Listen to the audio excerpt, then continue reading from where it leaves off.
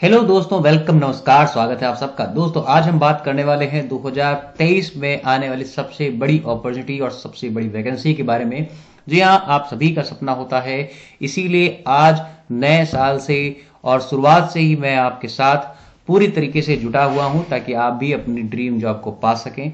और दोस्तों आपको किस तरीके से क्या अप्रोच रखनी है उसे एकदम क्लियर आज ही से कर लीजिए ताकि आगे चलकर कुछ भी सोचना आपको ना पड़े। सारी चीजें बात होंगी, वीडियो को शुरू से अंत तक जरूर देखिएगा, थोड़ा समय जरूर आपका आज लूंगा। चलिए वीडियो को स्टार्ट करते हैं। इससे पहले अगर आप चैनल पर नए हैं तो साथियों सब्सक्राइब जरूर कर लीजिए ताकि आपके पास कोई भी अपडेट हो वो पहुंचती रहे।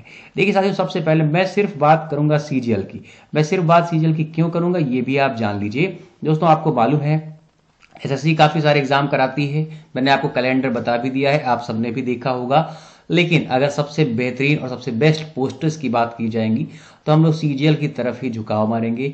और मैं ही नहीं, सारे एजुकेटर्स, सारे गाइड, सारे मेंटर्स आपको यही बताते हैं कि आप सीजीएल की तैयारी करें, क्योंकि सीजीएल वो एग्जाम है कि अगर आप इसकी तैयारी अच्छे से करते हैं तो आप किसी भी एग्जाम में बैठने लायक हैं, उसको क्वालिफाई करने लायक हैं।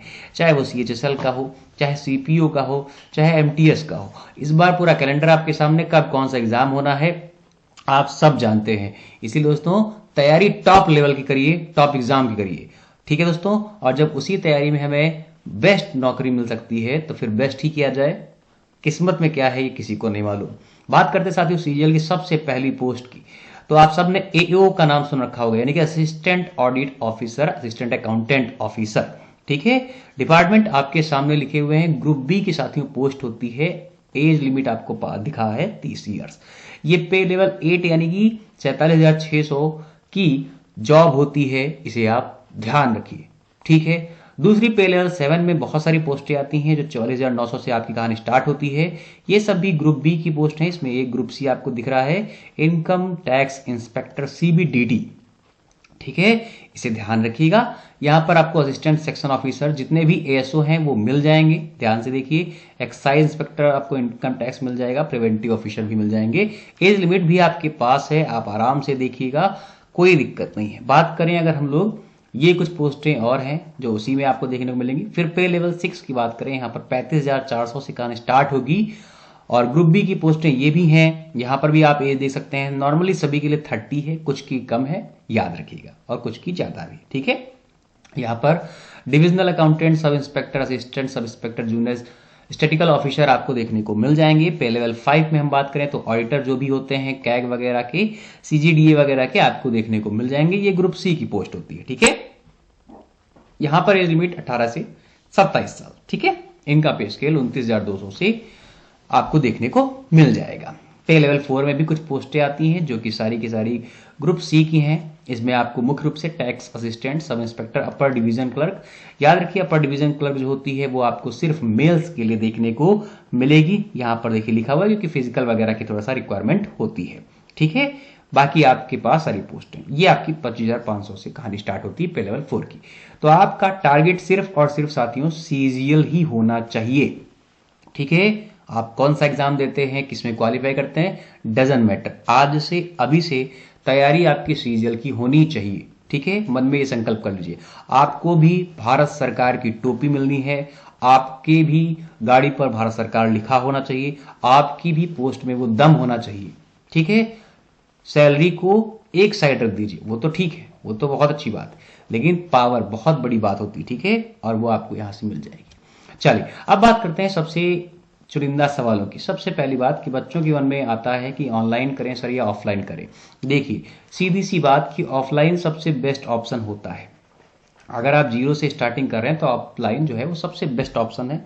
ऑनलाइन भी बेस्ट हो जाता है कब, अगर आपके अंदर पेशेंस है। पेशेंस का मतलब आपका फिक्स शेड्यूल है, ठीक है। अगर आप शेड्यूल बना पा रहे हैं कि हमें इतने घंटे से ये करना है, इस बजे से ये करना है, इतने टाइम ये करना है, और उस पर अमल कर पा रहे हैं, इसका मतलब ये नहीं कि बना के रख लिया, एक दिन किया दूसरे दिन नहीं किया।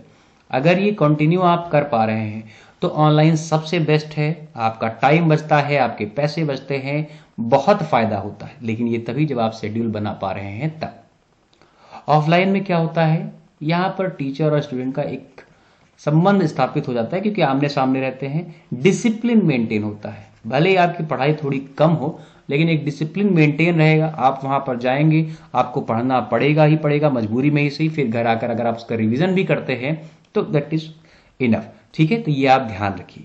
तो ऑफलाइन का ये बड़ा फायदा है कि यहां पर उन बच्चों के लिए ज्यादा बेनिफिट है जो खुद से नहीं पढ़ पाते या जिनके पास बहुत सारी परेशानियां हैं, घर में बहुत सारे काम इधर उधर किया जाते हैं या डाइवर्ट हो जाते हैं, तो ऑफलाइन उनके लिए बेस्ट ऑप्शन है, ठीक है।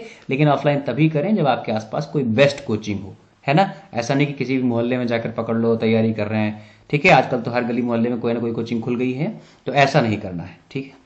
सब्जेक्ट मैनेजमेंट की अगर हम बात करें तो आप सबने ही सुन रखा होगा, मैथ और इंग्लिश, ठीक है, इसका बड़ा ही स्कोप है। और इनमें भी अगर हम बात करें साथियों तो आप इंग्लिश को प्रेफरेंस दीजिए। इसका ये मतलब नहीं कि आपको जीके नहीं पढ़ना, आपको रीजनिंग नहीं पढ़ना, यही तो मेन गेम करेंगे, है ना। रीजनिंग में आप जितना प्रैक्टिस कर पाइए करिए, क्योंकि नंबर बढ़ाने के काम आएगी। जीके साथियों हम बात करें, इसको प्रेशर में लेके नहीं पढ़ना है। जितना भी आप इसे समय दे पा रहे हैं आराम से पहले सिलेबस कवर कर लीजिए, उसके बाद स्टैटिक करंट पर फोकस करिए और पढ़ते रहिए। प्रेशर में नहीं ले पाना है, कारण अगर पेपर में आप 15 करके आ रहे होगे तो टॉपर जो होगा वो भी ज्यादा से ज्यादा 18 या 20 ही करके आएगा, ठीक है। तो ये कभी आपके सिलेक्शन को पीछे नहीं करेगी, इसके लिए परेशान मत होइए, ठीक है। मैटर करेगा मैथ और इंग्लिश। आपने मेंस का सिलेबस देख ही लिया, 45 क्वेश्चन आज भी इंग्लिश के ही हैं। और सबसे बड़ी बात साथियों होती है ना कि इंग्लिश अगर आपको आ रही है तो वो टाइम बचाने के काम आएगी, ठीक है। मैथ आती बहुत बच्चों के है लेकिन टाइम के चक्कर में दिक्कत होता है, पर इंग्लिश आपका टाइम बचाएगी, इसीलिए फोकस इंग्लिश पर करिए। अब बात होती है कि किरण पब्लिकेशन, सबसे पहला नाम बच्चों के मन में होता है किरण पब्लिकेशन, ले ना ले। तो मैं आपको बताऊंगा कि आप किरण पब्लिकेशन अगर आप बिल्कुल स्टार्टिंग से पढ़ रहे हैं, अपने कहानी स्टार्ट किए, तो किरण बहुत अच्छी किताब है। कारण क्या है, यहाँ पे ये प्रैक्टिस बहुत तगड़ा करा देगी आपको, ठीक है। इतने क्वेश्चन हैं इनके पास जो भी अभी तक एसएससी में पूछे गए हैं, खासकर आप पिछले 4 साल के जरूर देख लीजिए। तो इतने क्वेश्चन है कि आपको प्रैक्टिस हो जाएगी, और जब प्रैक्टिस में आपके सवाल आने लगेंगे, चीजें आएंगी, तो आप नए नए कॉन्सेप्ट सीख पाओगे, नई नई चीजों को पकड़ने लग जाओगे। फिर आपको किसी किताब की जरूरत नहीं पड़ेगी, आप केवल यूट्यूब से भी काम चला लोगे, केवल प्रैक्टिस सेट से भी काम चला लोगे, प्रीवियस ईयर पेपर से भी काम चला लोगे, ठीक है।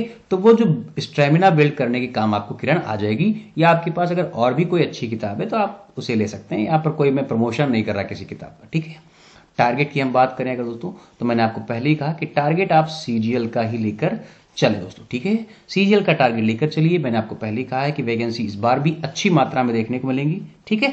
तो घबराने की बिल्कुल जरूरत नहीं है। और भी कोई क्वेश्चन हो साथियों तो आप कमेंट में मुझसे पूछ सकते हैं, मैं आपको जरूर बताने की कोशिश करूंगा। मिलता हूं नेक्स्ट वीडियो में। आज के लिए इतना ही। सभी को नए साल की शुभकामनाएं और बेस्ट ऑफ लक। जय हिंद, जय भारत।